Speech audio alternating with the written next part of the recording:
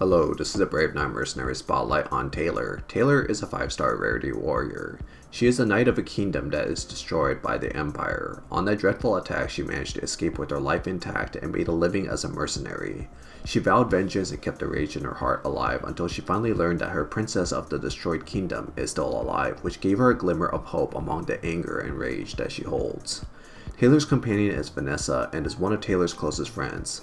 Like Taylor, Vanessa was also part of the same kingdom that was destroyed. But while Taylor held on to rage, Vanessa held on to hope and the ideal to rebuild her kingdom once again. The two friends go hand in hand. Taylor is the angry one, and Vanessa is the calm and collected one. Together, they're both looking for the surviving princess of their fallen kingdom. Also, Vanessa has a cool sword. I'll briefly go over Taylor's skills, gameplay style, and provide some of my opinions on her. I won't be going over the details of her skills, but just the general parts of it. I linked the Brave Knight Encyclopedia in the video description where you can easily read on her stats and skill values. Taylor's first skill is Freeze. Taylor applies the Freeze attack interference after her normal attack. Taylor's second skill is Ultimate Strike. Taylor deals additional damage after her normal attack. At plus 9 and above, Taylor heals 50% of her max life if Ultimate Strike kills an enemy. Taylor's third skill is Lasting Crit Damage Boost. Before battle, Taylor gets a temporary stat enhancement buff that cannot be removed. The stat enhancement boosts Taylor's crit damage initially, along with further increasing her crit damage every turn. At plus 6 and above, Taylor also gets a base increase to her attack, while also increasing it every turn as well. This means that Taylor gets progressively stronger as the fight continues. However, the stat enhancement is temporary, so once it runs out, Taylor will lose all the crit damage and attack that she accumulated, if the fight happens to continue that long. This isn't a huge deal because Taylor will generally find herself dead before this buff expires. Taylor's awakening skill is Permanent Stats Weakening Immunity. Taylor is permanently immune to all stats weakenings, such as curses. At plus 12 and above, Taylor has an incoming damage reduction, which doesn't matter since Taylor is a very fragile unit regardless. Taylor's gameplay is relatively simple. She is a warrior who deals large amounts of damage in a large area. Taylor sports the impressive X-Tile range and can hit up to 5 units. With her attack and crit damage constantly building up turn by turn, Taylor could be very powerful if she manages to survive to later rounds within a fight. Taylor is capable of incapacitating units with her freeze if they aren't killable by Taylor. There exist some units that have 100% defense or high HP values, but are still vulnerable to freeze. Attack interferences are very strong in the right conditions, because units that attempt to attack but cannot will still use up their turn. Taylor's main weakness is her overall simplistic and fairly old school skill set. She has no defensive qualities whatsoever. Her stats weakening immunity is more so to help her ensure that curse counters do not reduce her damage, but do little to help her live.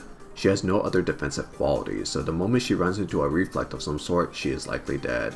This is problematic because Taylor will not frequently get to live to see the later rounds of a fight where her lasting crit damage boost becomes very strong. Taylor can hit hard, but she needs to ramp up or be buffed considerably as she does not have mitigations that work around enemies' damage reduction. Furthermore, she has no way to deal with 100% defense units as well. I'll go over what Taylor counters. Taylor's AoE and high base damage allows her to kill most other warriors that do not have defensive mitigations. Some examples are Alec, Christina, Eleanor, Ludmilla, and Ventana. Taylor's freeze could deal with other units that could survive Taylor's attack but are not immune to attack interferences on their own. Main examples are Yuri and Eden, who have ways to survive Taylor's attack but will be frozen.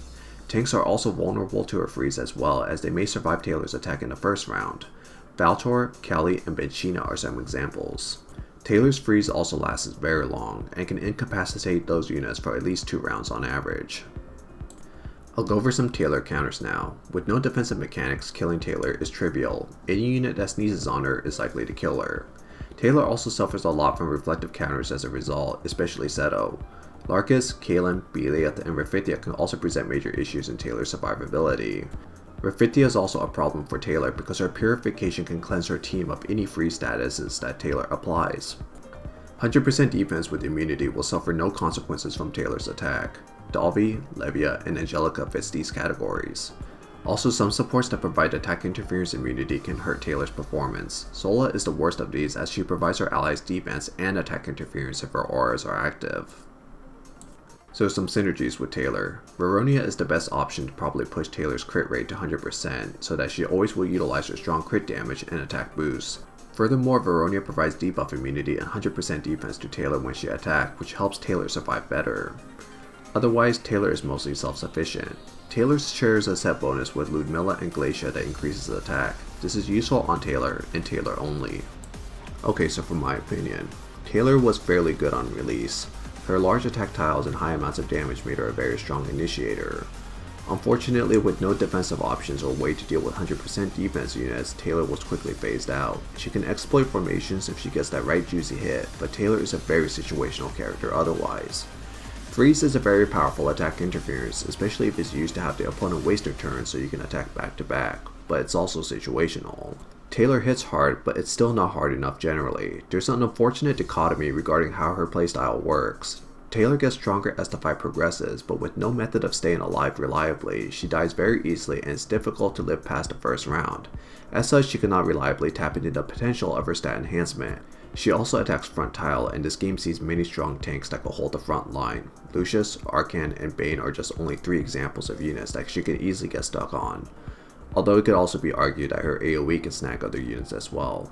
So the question begs, should you build Taylor? My answer is a definitive no. Taylor is just not good. She is outshadowed by another character that can do similar things to her, but has a lot more modern skill set, which is Yuri.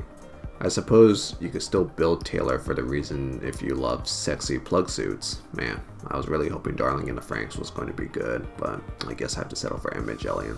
But yeah, Taylor isn't great, and I don't see her being good anytime soon unless she is updated. If you want a good and efficient skill level to rank her up anyways, I think +6 is alright, but heeding my prior advice is more wise, which is not to bother with Taylor to begin with.